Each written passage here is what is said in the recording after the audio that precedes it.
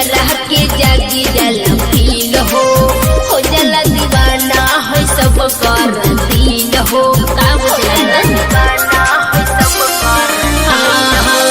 देखते हमारा के जागी जला फील हो जला दीवाना हो सब कर दिल हो। कौन पानी और बाटे तहरा जवानी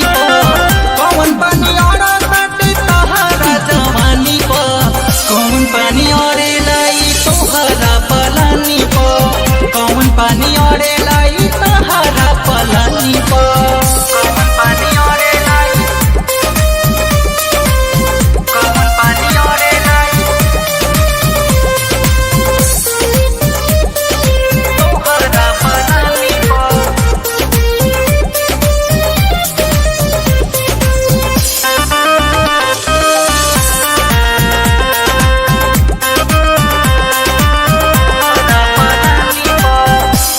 चापाकल के पानी से पड़ेला जवानी बारिश के पानी से पड़ेला पालानी बारिश के पानी से पड़ेला पालानी।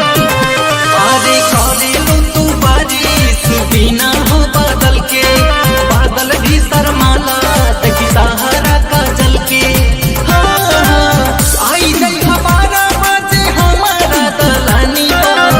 आई जाई हमारा बाजे हमारा दलानी कौन पानी और ताटे तहरा जवानी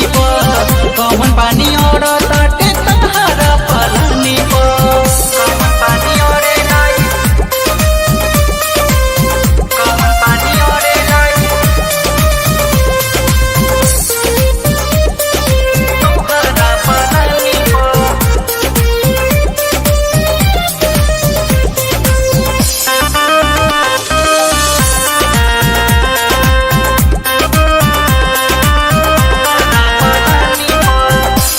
सुनो सुनो लखन कबाड़ तू चक्कर में